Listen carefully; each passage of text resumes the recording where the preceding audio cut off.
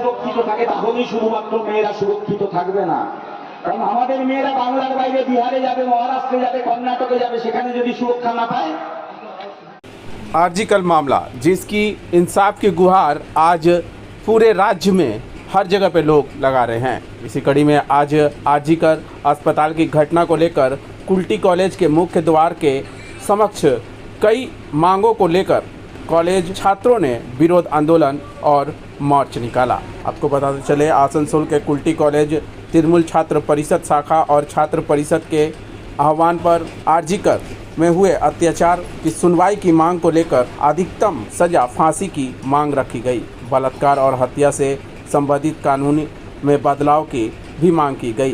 भाजपा की बंगाली विरोधी साजिशों को लेकर भी विरोध आंदोलन किया गया। कुल्टी कॉलेज गेट पर तिरमुल जिला अध्यक्ष के साथ साथ कई विशेष तिरमुल कार्यकर्ता मौजूद रहे।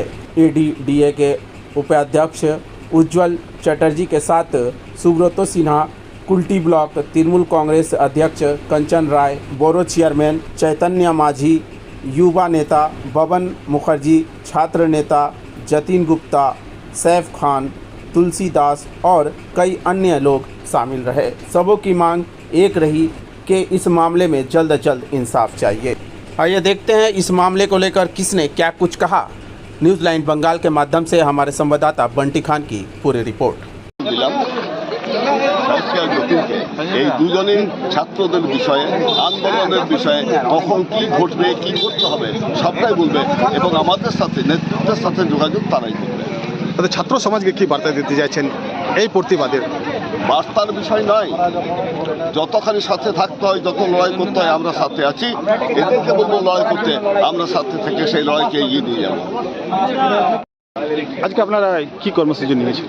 আজকে আমাদের কর্মসূচি আমরা আমাদের নেত্রী মাননীয় মুখ্যমন্ত্রী তথা আমাদের জননেত্রী মমতা ব্যানার্জির নির্দেশে আমাদের পশ্চিমবঙ্গের সব কলেজে গেটে আন্দোলন করতে বলেছেন। যে ঘটনা বিগত পশ্চিমবঙ্গের বুকে ঘটে গেছে, যেটা দুঃখজনক ঘটনা, আমরা এই ঘটনার একটাই দাবি, আমাদের দফা এক, দাবি এক, দোষীদের জন্য বিরুদ্ধে ফাঁসি, সর্বোচ্চ দাবি আমাদের ফাঁসি দিতে হবে। আর দেশে সারা পশ্চিমবঙ্গের সাথে সাথে সারা দেশে একটা কড়া আইন, ধর্ষণকারীদের বিরুদ্ধে একটা কড়া আইন প্রণয়ন করতে হবে, এটাই আমাদের দাবি।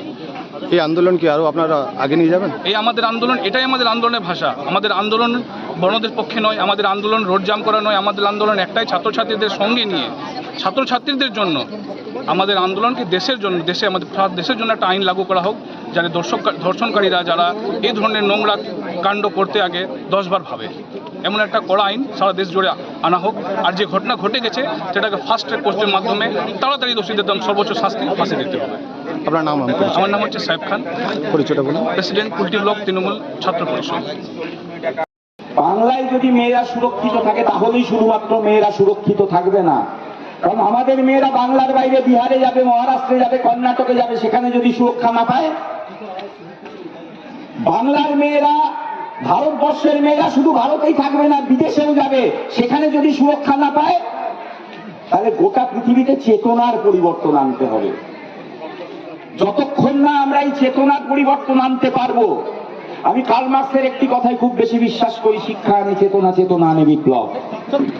চেতনা যতদিন না আসবে, যতদিন না পুরুষ সমাজের এই নোংরা যান্ত্রিক মানসিকতা যেটা হঠাৎ জেগে ওঠে সেটাকে দমন করতে পারবে তার রুচি আর শিক্ষা দিয়ে, ততদিন বিশ্বের বুক থেকে ঘটনা মুছবে না। রামায়ণও নারীর অত্যাচারের ওপর লেখা, মহাভারতও নারীর অত্যাচারের ওপর লেখা, ভারবীর যতগুলো ইলিয়াড, ওডিসি, সমস্ত মহাকাব্য নারীর অত্যাচারের ওপর জয়ের কথা লেখা। নারীর অত্যাচারের ওপরেই প্রত্যেকটা মহাকাব্য হয়েছে। প্রেমের মহাকাব্য মাত্র